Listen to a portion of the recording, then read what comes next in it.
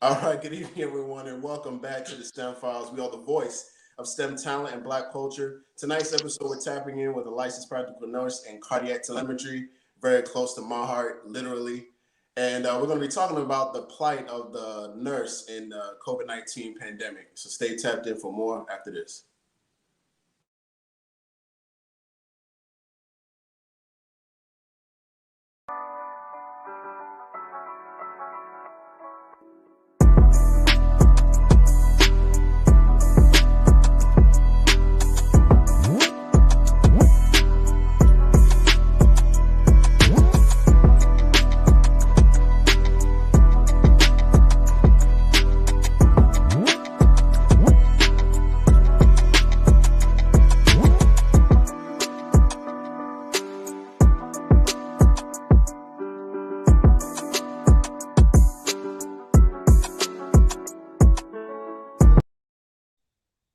All right, once again, welcome back to the STEM Files, everyone. If it's Thursday, it's STEM Files Day. So thank you all for tapping in to the voice of STEM talent and Black culture.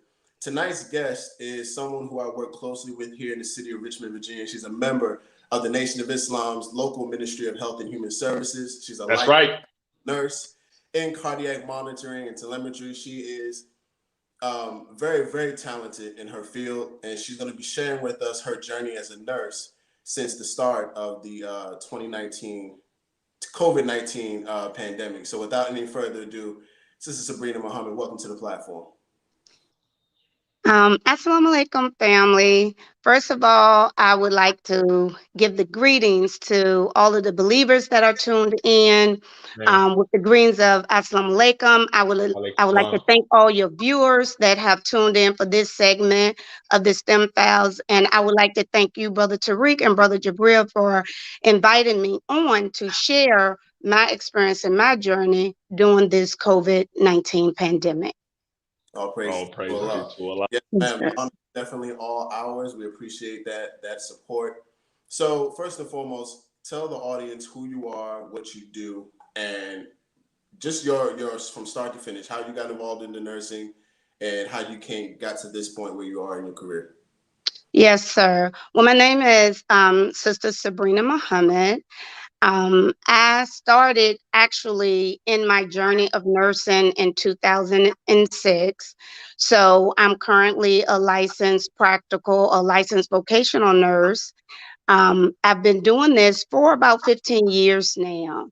I really enjoy what I'm doing, to actually guide and help people in the medical arena of cardiac. So I started out actually in the spinal cord um, unit. And after being there for about 6 months, I wanted to transition. And that's when I got moved up to med surge or cardiac telemetry. And that's where I have remained. That's where I have, I've done pretty well in this area. And I kind of like the cardiac. Yes, sir. Excellent, excellent. Well, if anybody who's watching this show, including Jabril, knows that anything cardiac is right along the lines of myself. So I have a special place in my heart, pun intended, for this Yes, Hey, line. I sir. like that. I So like that. we're gonna delve right into it. We didn't get a chance to introduce ourselves. Jabril, you want to go ahead and introduce yourself before we continue? Absolutely. We're going to smoothly keep it through. So, family, as we normally do, like we say, the show isn't about us. However, we will introduce ourselves, right? I am Jabril Muhammad, aka Jabrilliant Engineer. I am a mechanical engineer focusing on naval ship fluid systems with a background in material science and engineering, the study of the varying material classes, their crystalline or non crystalline structures, and how they help to create certain properties that can be used for different applications. I am joined by my wonderful, awesome, illustrious co-host, Tariq Muhammad, aka Tariq Cardiac. What's going on? Yes, sir. My name is Tariq Muhammad, aka Tariq Cardiac. I'm a biomedical research scientist with a concentration in cardiovascular pathobiology, which is the study of how diseases form in the heart and blood vessels. I also work as an LPN, right, just like my sister on the platform. So it's a heart squad tonight. So I'm pretty for that. Yes, sir.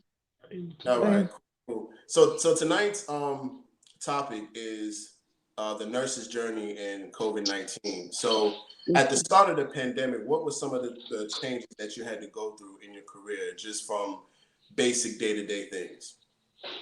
Um, Basic day-to-day things was centered around, safety, cleanliness, proper PPE, a lot of education and information coming down, and it was changing consistently and fluently throughout, the day-to-day operations in the hospital setting. So Mm, things were changing a lot. got it. Jabril?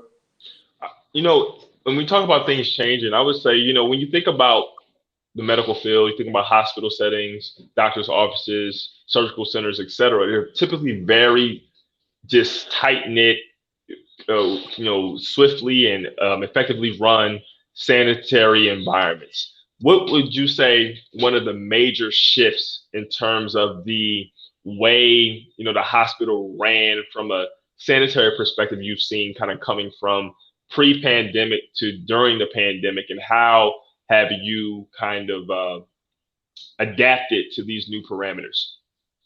Yes, sir.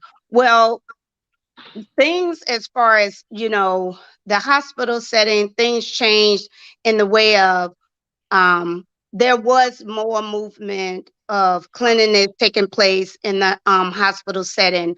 We saw, you know, items like, I don't know if you all are familiar, but just, sometimes you have a two patient bed setting. They were really good with switching out those type of curtains, or having them clean in between patients.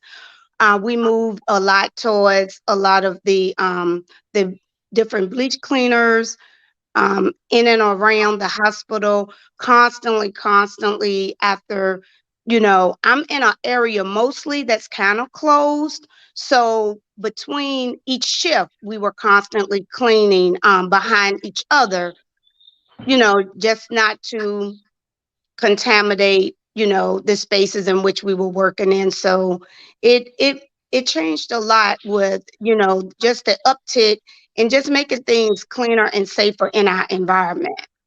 Hmm. Everybody was Mm. really focused on that. That's right. That's right. I could bear witness. I remember at the start of the pandemic, there were, because a lot of healthcare professionals didn't know how to handle the virus. There was Right. a lot of switching patients out back and forth into different rooms, Yeah. and not knowing that that was just making it worse and spreading it all over the facility, and just the residents were just dying at alarming rates. Talk about what in your opinion, your professional opinion, do you think could have been done at the start to help healthcare professionals deal with the virus better instead of contributing? Mm. Yes, sir. I think what could have been done better in the beginning of the pandemic is just transparency of information, so that, like you said, it was a little chaotic when the moving of the patient, the positive COVID-19 patient, how to transport them from one unit to another. I think if the transparency or the information was coming down a little bit swifter, especially from the epidemiologists and the people that study the disease processes, that could have made things run a lot smoother in the beginning. Now with the new information that we have, things are kind of settling down. But this go round with the pandemic, it's a lot busier at my facility than it was the first go round of the pandemic. First go round, they were really limiting a lot of procedures, different things they were doing. So we didn't have as many persons in the hospital. This go round, it's a little bit different. It's almost like a little bit more comfortable with the information, and we're not as just kind of all over the place. So it's a little bit better organized. Right, right. Mm. Definitely. If knowledge is passed down in a timely manner, you can act upon them and put in the right Right. precautions to prevent death. So I definitely feel you on that because I was working at the worst nursing home in the city at the Oh, summer, goodness. Canterbury and Glen Allen, and they were on the news every week. No, every other day they were on the news, Mm, just talking about how the population was just wiping out, and it almost got to a point where some nurses were staying the night just so that they wouldn't bring any staying the night or staying a couple of days in the facility, just so that they wouldn't bring any of that mess to their families. So, have you yeah. experienced any of that? In Well, at the start of the pandemic, yes, it was a lot of that. A lot of nurses was bringing extra clothing, switching out of the shoes, all type of precautions in the beginning of the pandemic. But like I said, I think it's not as it's getting to be urgent again where I see some of that activity, but the nurses seem to be moving a little bit better and not as anxious, yeah. with this pandemic. But I do see a uptick in the positive COVID-19 cases inside of the hospital at this time. Mm-hmm. Mm. Coming back Yes, sir. on bro. I had a question, and this will be my last question before we get into a bit more about cardiac telemetry. But, you know, before this pandemic, I would say the average person looked at, medical professionals, nurses, doctors, or what have you, like, other professionals. Okay, like, oh, this is a cool job. I mean, stressful. You do a lot, much needed. Early in the pandemic, it went from, another profession to these are our superheroes, and they're at the front lines, and they're doing all these things. They're in harm's way, and they're going in and out of these environments, highly toxic, highly viral environments every day. We should be applauding them. These are our superheroes. Now, as it gets toward this part of the pandemic, I'm seeing a mix of, yes, superheroes, but now with this vaccine push, you have those who have worked through this pandemic for months, over a year. Now it's like you potentially face the loss of your position because of the position you may take on the vaccine. Can you speak to the mental strain as a nurse in this highly volatile, this highly viral and just stressful environment, and from kind of like start to now, and how you and your coworkers have really strived to, and what you've seen to strive to overcome these different issues and different stresses? Yes, sir. Excellent question. And I thank you for that question, Brother Jabril. I can definitely speak to this. As I am a licensed practical nurse, I'm also a very strong advocate for my employees. I'm a union officer and representative at my facility. So at the start of the pandemic, it was quite overwhelming. I would get up for work, say my prayers, get in there. And as soon as I would hit my unit, like as soon as they saw me, it was something. Sabrina, can you help us? Sabrina, it was a lot of that going on. What can we do? And it did change. I mean, it was like, you know, we don't have what we need. We don't have the N95. We don't have this. And just navigating through all of that, having my coworkers and to just kind of calm down, breathe. Let me find out what's going on. And then navigating through senior leadership to get the nurses what they needed and also giving them a word of calm that it's going to be okay because it was a lot of that going on. I hope I don't miss some of the questions because you asked a really packed question. In the beginning, it was like these are our superheroes. We need them. Um, let's pour on some additional compensation as as we should have gotten, and all of that. Those of us um, that choose to take the vaccine, I think that should be a personal choice. If you choose to take the vaccine, or if you choose not to take the vaccine, most of us have tested positive for COVID. We've been exposed to COVID. We've tested positive for COVID. Every nurse that I know of in my facility, as of now, that was positive with COVID overcame COVID. So it's not like everybody is just dropped down dying. I know for me, a lot of people come to me for advice, and what I instructed them was some of your basic things that you can do to protect ourselves before we had the the the vaccine or the jab or the shot, whichever.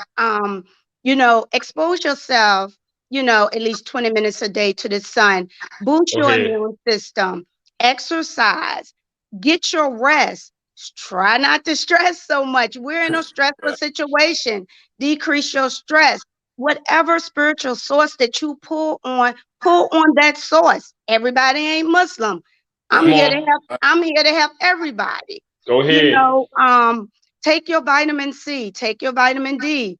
And those were some of the things that I was advising my coworkers, and advising myself at the same time, because those were very stressful situations. I know my director of the facility hosted a town hall meeting in the very beginning. My unit in particular was so hot and heavy with positive COVID with our nurses that he had to hold a town hall meeting. And in Mhm. that town hall meeting, I was able to get on and ask some of the tough questions in regards to making sure that the nurses had what we need, and talking to our director, if really advocating for the nurses' peace of mind. If a nurse is saying she need a day off, allow her to have that day off, because we had some Right. instances where we had leadership not allowing nurses to use that AL if they was all out of that sick leave. And I'm like, look, we're in a very difficult time right now.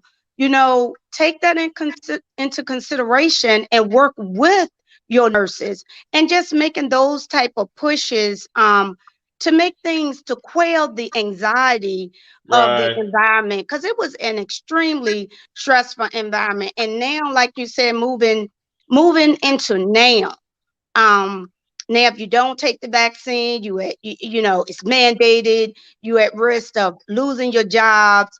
Um and it's unfair, because for those that have decided not to take this jab or this vaccine, that was pre-COVID, during COVID, post-COVID, and they have managed to still remain negative or have overcome positive COVID-19, it should be a choice.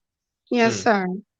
Praise be to Allah. That was beautiful. And you hit all of the points that I asked. And, the reason why Thank I you, asked that is sir. because, and as we segue, and I'll have Tariq go into, asking the question about, the cardiac telemetry, you know, you've seen families, loved ones, associates, colleagues on social media, outside of social media, really get split and stressed.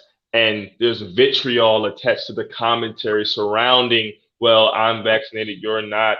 This is why I'm not. This is why I am. This is why you should. This is why you shouldn't.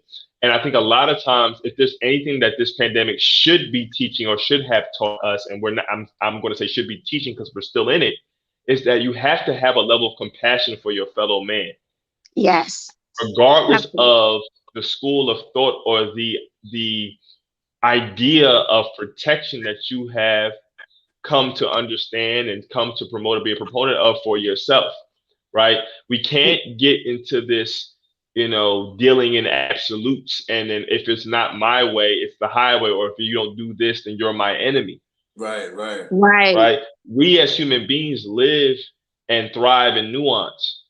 So to understand and respect that nuance and to really try to understand where people are coming from, everybody's not a pro-vaccine or anti-vaccine bot.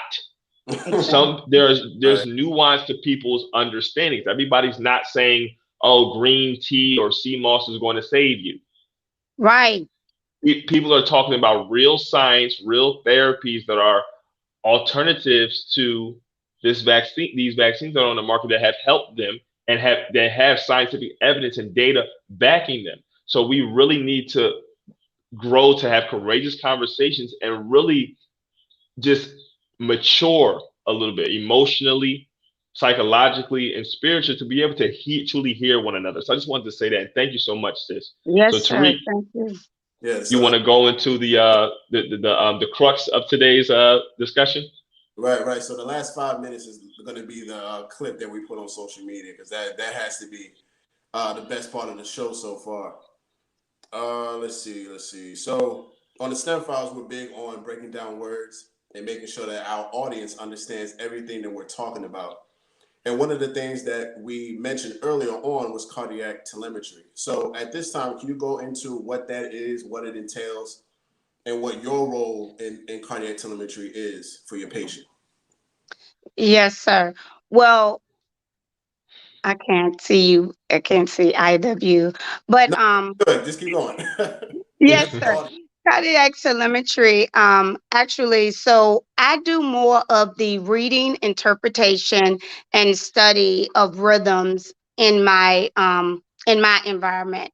I don't do as much staff nursing or what they would call bedside nursing as I do teaching and educating. So basically, cardiac telemetry is the monitoring. We're just keep in mind that we're all electric individuals.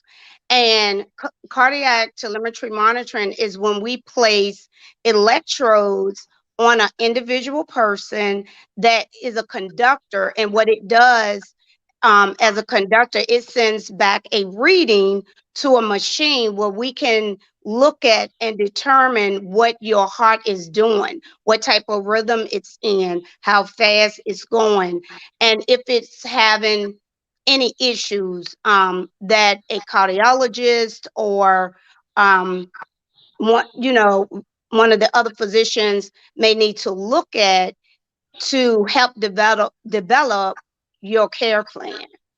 So that's Mm. kind of what I do on a day-to-day basis. Yes, sir. So what are some of the differences you've seen in monitoring the heart when it comes to a patient that has that has tested positive for COVID-19 and experiencing some of the key symptoms? Well, with the patients, I don't know specifically with the COVID-19, but we see a number of rhythms. We see the normal sinus rhythm. My patients or my group of patients are usually older. They're in the 50 to 80 group. So I see a lot of AFib, or where the heart is basically, quivering. It's not really conducting like it should properly. I see a lot of pacers where patient's heart is either too slow and they need a pacemaker to help balance that heart rate. So with COVID-19 or with any type of heart condition, we see different arrhythmias taking place. Yes, sir. Right. Mm.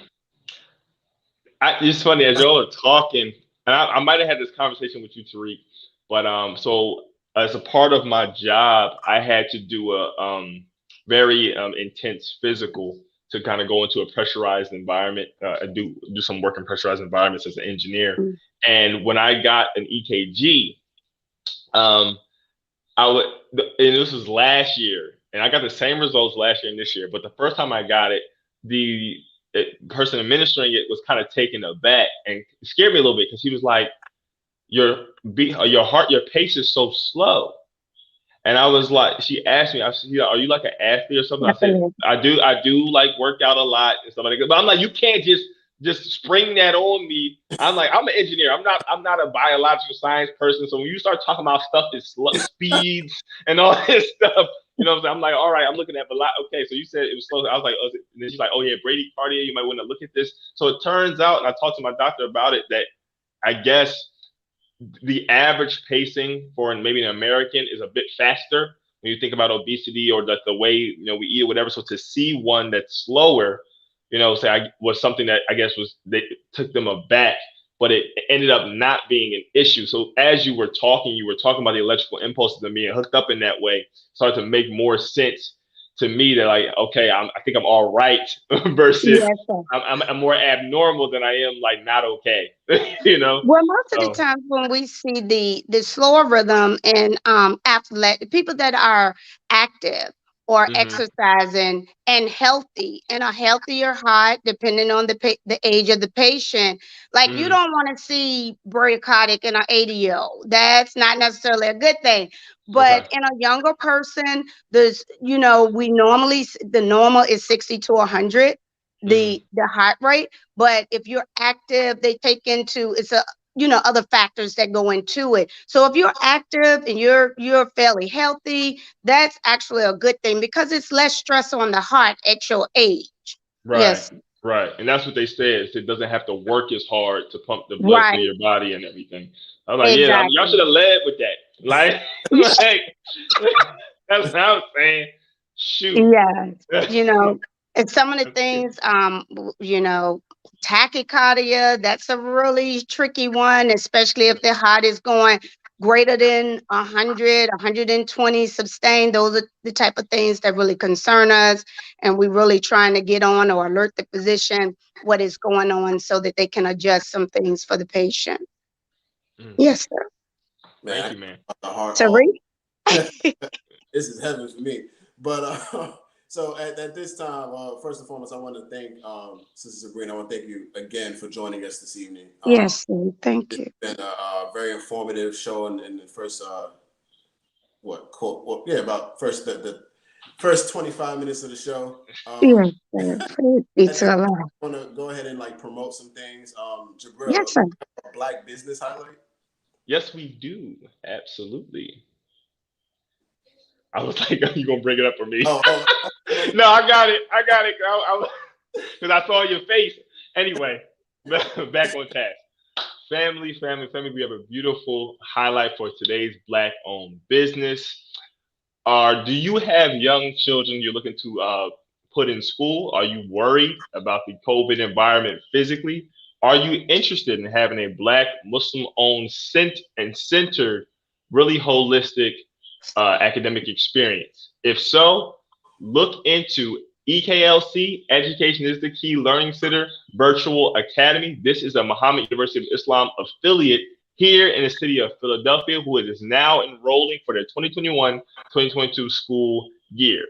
This MUI affiliate school is going to be for students from pre-K to third grade as they're restarting things up. So I know already y'all like, oh my God, why isn't it for fourth, fifth, sixth, seventh, eighth? Got to start small and we got to branch out. Right. So with this, it's going to be an awesome opportunity to get your children involved with some really well-rounded learning. They're going to have regular workshops and labs with professionals in STEM, business, arts and culture, health and fitness, agriculture, and more. There's going to be virtual teaching positions and opportunities that are available. You need to send an emailed inquiry. So you want to go to eklcvirtual@gmail.com if you're interested in teaching in a virtual capacity. That's eklcvirtual@gmail.com. And lastly, for my parents, the MUI affiliate is going to have online parent information session. That's going to be this Sunday, September 5th at 2 p.m. Eastern Standard Time. All right. And if, again, to enroll or to ask any questions or inquiries, you want to go to that email, eklcvirtual@gmail, and make sure to tap in if you're interested to this coming Sunday's virtual online parent information session. As my younger brother is a product of this school, I've seen a lot of young people Mhm. come through and really excel. And like I said, we got to educate our own. I mean, That's right. especially in this environment, we want to be safe. The surefire way to not contract COVID is in a virtual environment. That works 100% of the time. Big fact. And also, it's nothing like supporting not only Black and Muslim-owned business, but having a curriculum rooted in not just being a consumer, not just being a cog in a system, but learning how to do for self and really create a legacy for yourself, your family, and your nation. So definitely support Education is the Key Learning Center Virtual Academy. What a beautiful opportunity for our young people to take advantage of. And we also have a social media presence. So if you are interested in following up with the STEM Files and learning more about what we do and tapping into other guests that we've had on the show and getting to know more about the STEM involved activities that they are in, definitely tap in with us on social media at the STEM Files on Instagram and Twitter, and the STEM Files on Facebook and YouTube. Tariq Cardiac, Jabrilliant Engineer. So at this part of the show, we're going to go into another topic that's involving vaccines. So Jabril, would you like to go into um, is that me? Is that me? Y'all hear that? That is That you. is you. Yeah, all of a sudden. All of a sudden. That was weird. That was weird. Okay, we're just gonna keep going. All right, so I want to talk about issues. It's almost like 40. Give me one second. Hold on, family. While we technical issue.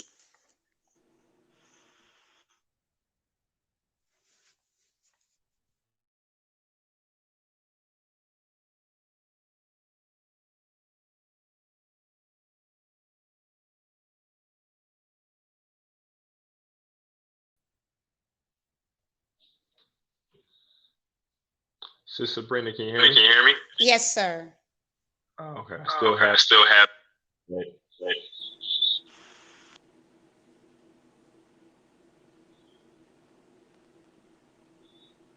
Three.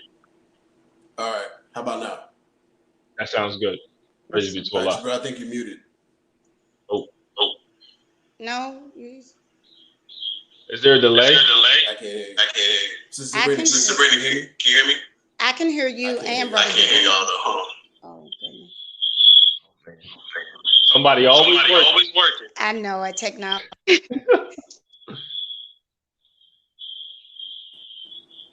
Thank you for your patience, family. Can you hear me? Yes, I can. We seem to be pretty good right now.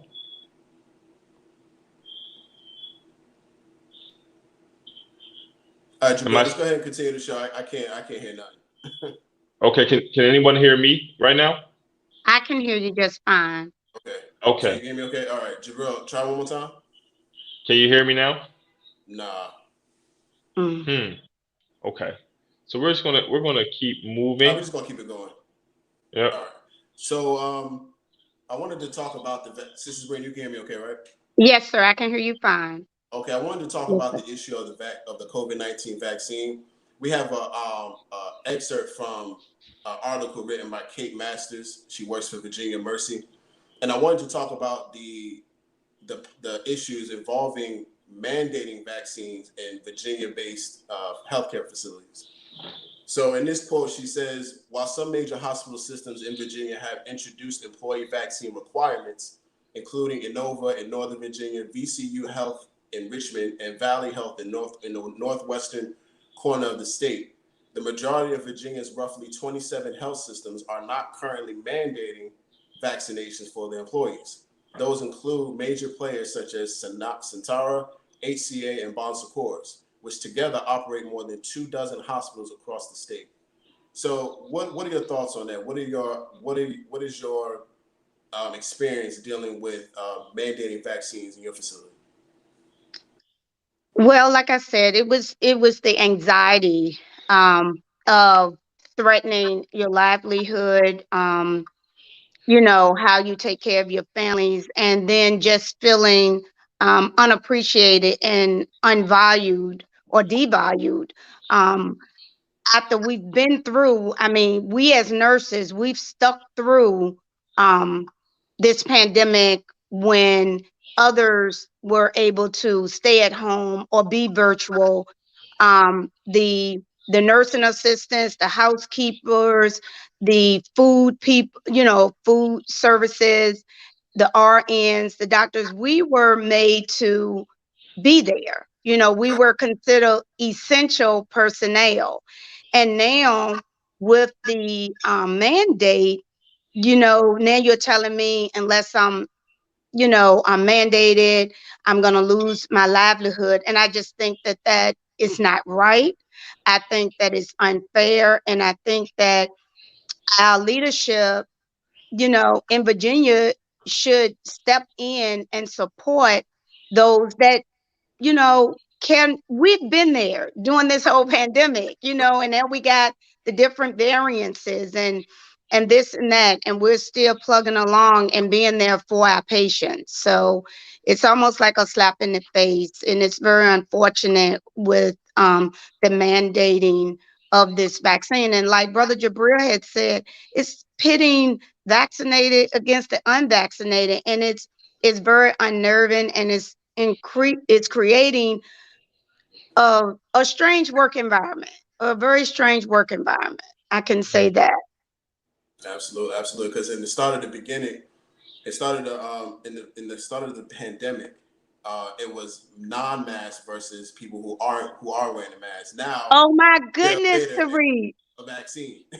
You know, so Yes. there'll probably be uh, if you got the virus, you know, you grow 8 limbs. So if the other person got 8 limbs, and you the problem. You know, so it's gonna become another. It's almost like Jim Crow all over again, but this time it's using vaccines. You know, so Yes, Absolutely. sir, because we had leadership. I remember that now at the beginning. You see a nurse with a mask on, and why do you have right, that mask on? Or snatching the mask off of, now it never happened to me, of course, but snatching the mask off the nurse. You don't need that. But we're in a very difficult hour in the facilities, and at my facility in particular, a lot of nurses are leaving. We are Mm, under a crisis of shortage. So I don't know how agencies are really going to move with, either you take the vaccine or you lose your job. I know some places have done that, or some have scaled back a little bit and said, well, you just have to continue to wear your mask, or you may have to get tested weekly. weekly. And there should be other options, because some people just do not at this time. They don't trust the CDC. The mm-hmm. CDC goes back and forth, up and down, round and round, like a cat chasing its tail. You don't know, it's like they don't know what they're doing. So it really leaves you in a position of uncertainty. That's right. That's right. Jabril, can you? I can hear you. I want to see something real quick. For those who are watching, type in the comment section if you can hear Jabril, because it may just be us. I think it may just be you, because Because I think I sis can't can't hear hear me. nothing you saying, bro. Oh man, I think it's just you. Sis, can you hear me? I can hear you just fine. Yes, sir. Oh, you can hear Okay. Jabril? Yeah, you're the only one. Okay, go for it, bro. I'm gonna I go. just won't be able to hear you. Oh man, look, I Oh, just wanted to speak very, and you'll see it on the playback. I just wanted to speak very specifically to a viral strain, and one of the things that's happening, and I just saw something from the World Health Organization. They're tracking a new variant, the Mu variant, MU, after Delta.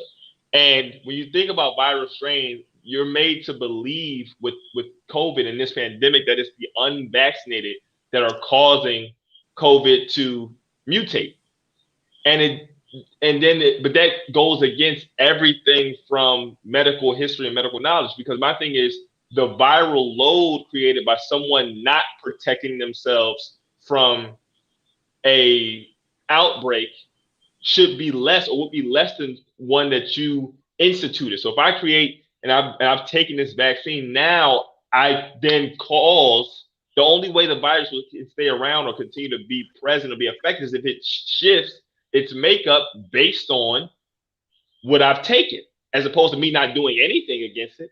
So how is this now a pandemic of the unvaccinated? And how are we getting all of these new variants from people who aren't taking a vaccine? And then no one ever said, when we talk about getting around people and being able to, share in each other's space, that this vaccine prevents transmission, because it doesn't. no. So if it doesn't prevent transmission, right? And at the end of the day, you're just worried. As someone who's gotten the vaccine, or worried about someone who doesn't have the vaccine. How much faith do you have in it? So Right.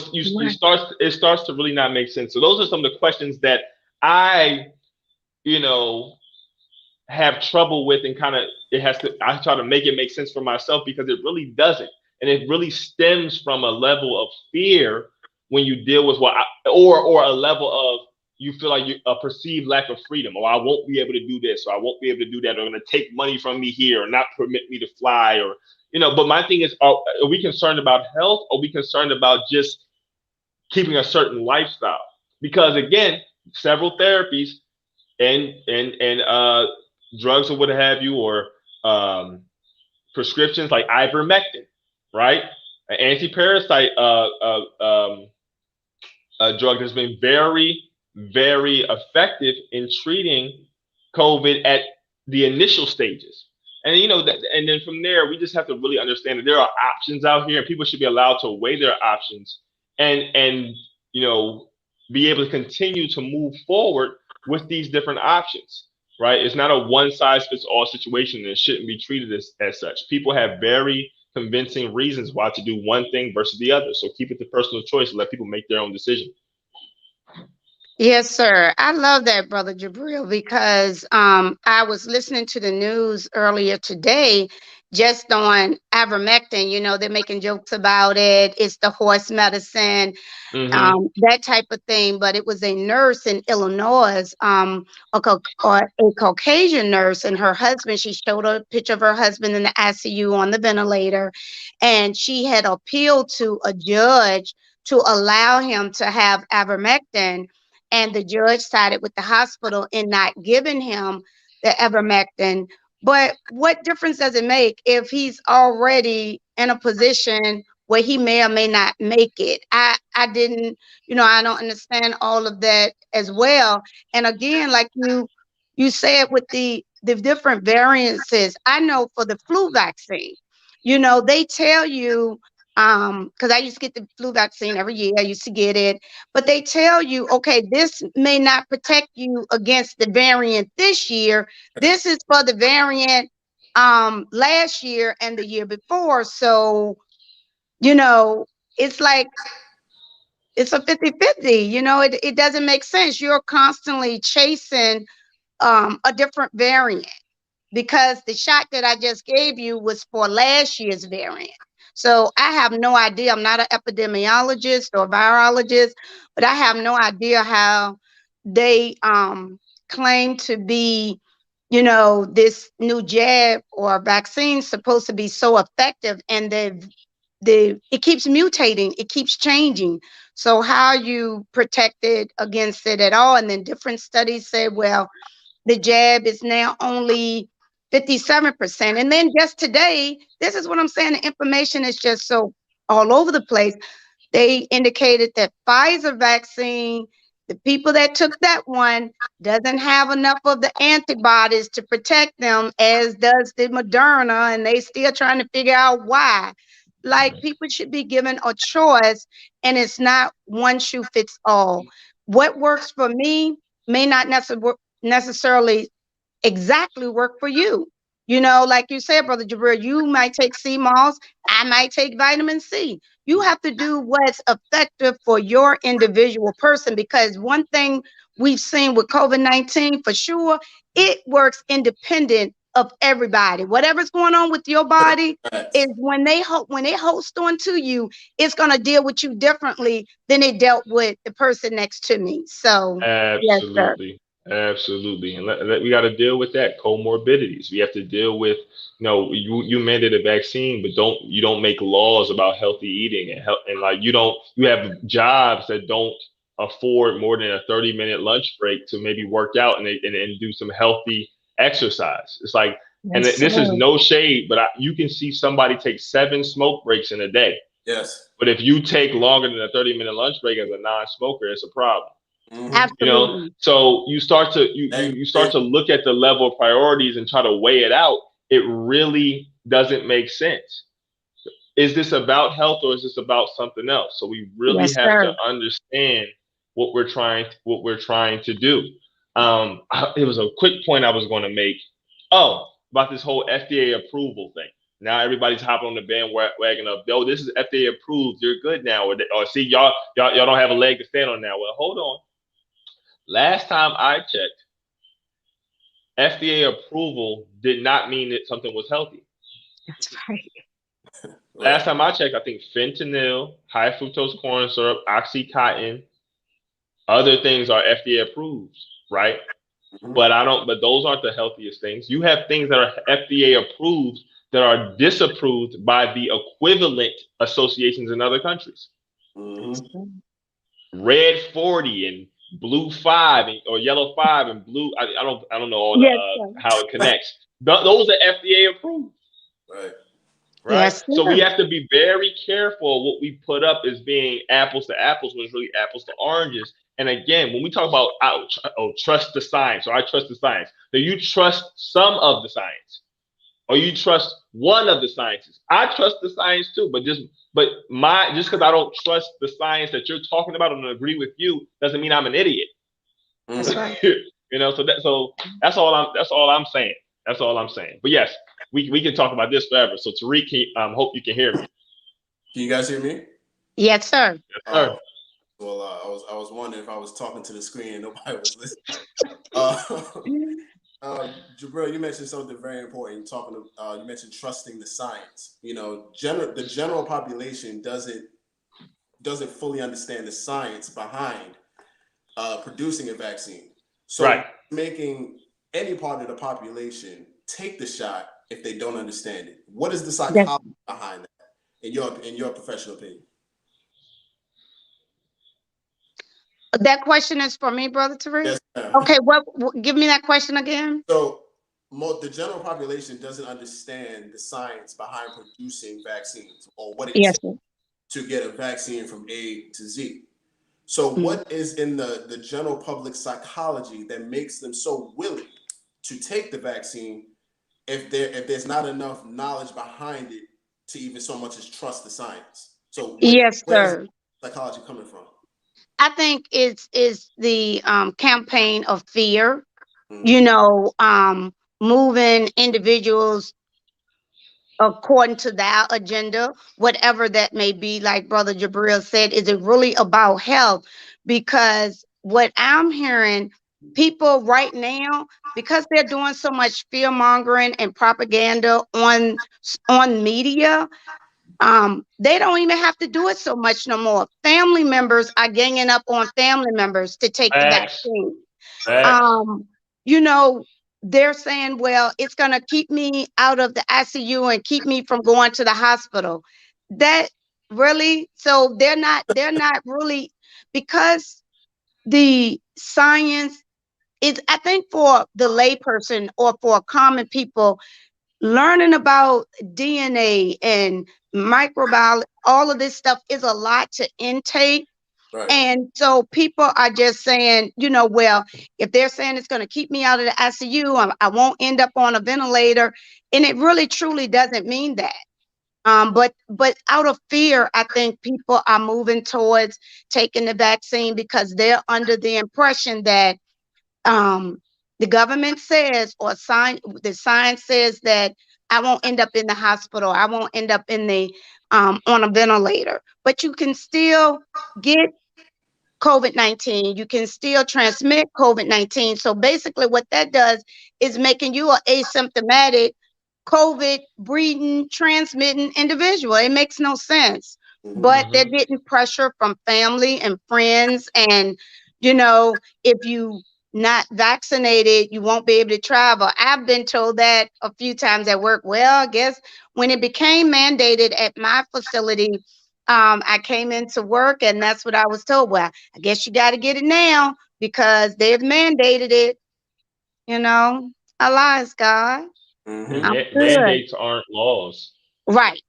That's another thing as well. I mean, you can mandate things, and not to say, and I want to be clear when I say this.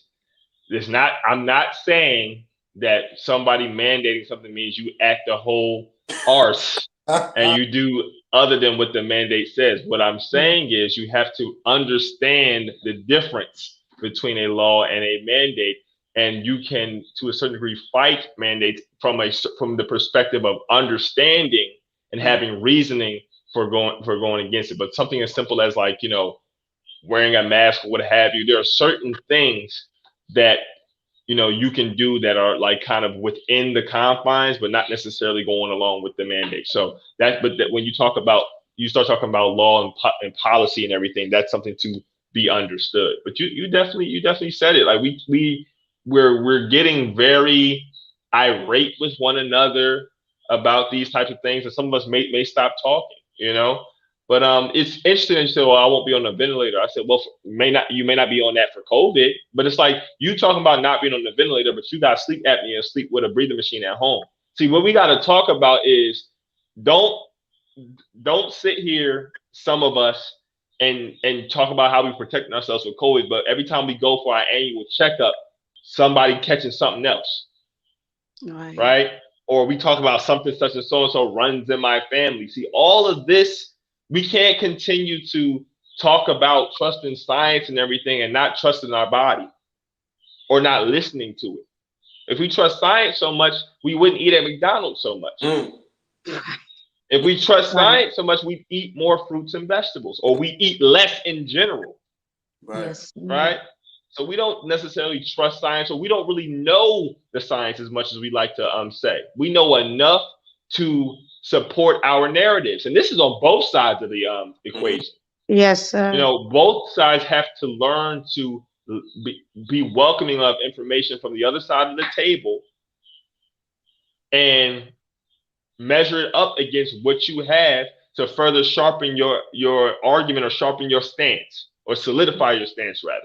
But no one has everything, right? But we have to understand that there are options out here, and we should not be, marshaling everyone to do this, one size fits all approach for something that has multiple approaches to resolution. So, and absolutely, I just wanted to add to that and actually bring a question from what my brother just mentioned. It's in regards to trusting the science and being able to listen to both sides being able to welcome each other's information and knowledge.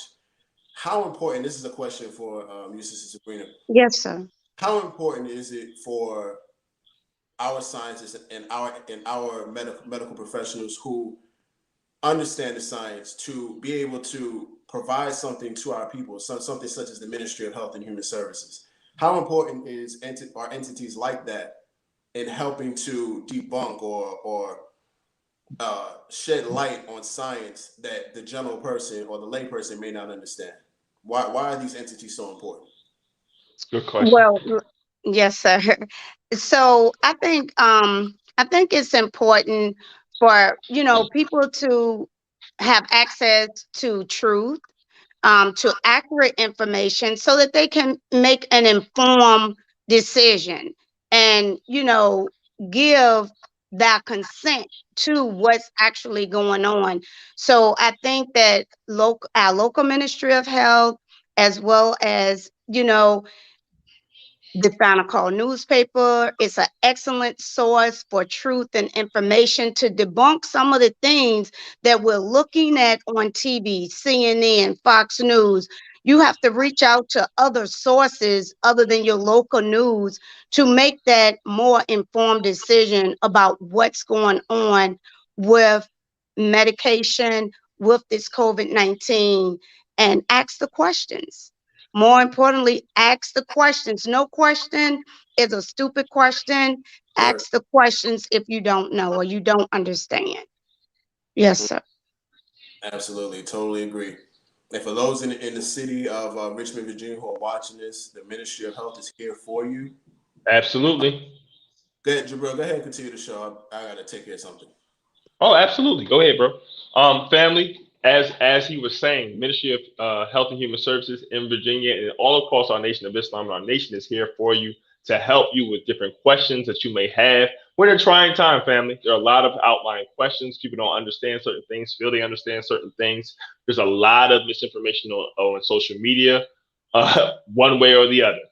What we understand when it comes to this global pandemic, whether you're someone who's a medical professional or the layman or just another profession, is that first and foremost, there's nothing stronger than your God-given immune system. Yes, sir. And I said God-given for a reason, because even going before that, for those of us who believe in God, and even if you don't, you talk about a higher power or whatever, something's out there. We're taught the Nation of Islam. We understand that Allah has both a permissive and an active will. Certain things that He does certain things he allows to happen. When we look around us and we see the death, we see the changing of lifestyles, we see the good, the bad, the ugly, the forming of closer family ties, the distancing of family members, the shifting of life. We understand that, what, we've been given an opportunity to really self-assess, engage self-examination, self-analysis, and self-correction, and really start to change and lead a new life moving forward. So starting with your health, right? Are we gonna stop eating those chips? We're gonna stop eating multiple times a day with snacks in between. We're gonna stop being lethargic and laying around and being couch potatoes. Are we gonna go outside and allow the sun to bless us with those billions of vitamins that's taught to us in the Nation of Islam? Are we gonna do these things, right? And even from other perspectives, are we going to start that business or work on this, or take that test or get that certification? We've had time during this pandemic to really think about, who am I? Who was I? Who am I now? And who do I want to be? And how do I lead a life of compassion? How do I lead a life of concern for not only myself, but those outside of me? Because at the end of the day, right? Jesus said the best religion is to do unto others as you have done unto yourself. So regardless of you, Muslim, Christian, agnostic, Zoroaster, Hindu, Buddhist, or whatever, that's the best religion. Everyone wants to or should strive to treat others with a great deal of respect. And that's one of the main things I think I've gained from this pandemic. And sis, thank you so much for sharing, your journey, the ups, the downs, the conversations, the level of compassion and the expertise, because it's definitely needed. We thank you so much. I'm asking Allah to keep you and your loved ones. You keep fighting hard. Yes, don't let up off your square, and take care of your union members. Yes, sir. Absolutely. Absolutely. What are some? Oh, go ahead, sis. I'm sorry. I just wanted to leave with for those of us, let's all, like brother was saying, just work on our diet, work on building and layering the immune system. Is not a one-stop shot. Come on. With anything, layer your immune system with protection so that when these different viruses come to attack, your natural immune system will get you through. I've seen it. I've seen it at my facility. I've seen it with my nurses. People do survive COVID-19. Yes. And what are some of the what are some take home messages for any nurse who is watching this? Any inspiration that you can provide to them as they're dealing with COVID-19 in their work environments? Absolutely. As they're dealing with it in that work environment, what I would leave with my nurses, NAs, RNs, everyone, first of all, keep your spiritual guide first. De-stress, keep calm, and nurse on. We're going to get through this. Follow your protocols, all your standard protocols in the workplace, in your everyday caring for your patients. Don't let up, don't get lax. I've seen some of that when things kind of calm down, but don't get lax with it. Right. Yes. That L and LPN turns into something else, and it's not good. It turns into from license to lazy, and we don't want that. So right. I like that phrase. Keep calm and nurse on. That sounds like it might have to go on a T-shirt. I'm telling you, we might have to do something with that. I like that. Facts. Well, family, we are at the end of the program. We want to thank everyone for tuning in to the voice of STEM talent and Black culture, the STEM Files, hosted by Tariq, Jabrilliant engineer, and our lovely guest for this evening, Sister Sabrina Muhammad, right Absolutely. here. Praise be to Allah. Alhamdulillah. And put the black fists in the comment section if you from 24. I want to see them. Come on, black fists in the comments. But once again, thank you, family, for tuning in. This has been another edition of the STEM Files. Peace and blessings. Assalamu alaikum. Salam.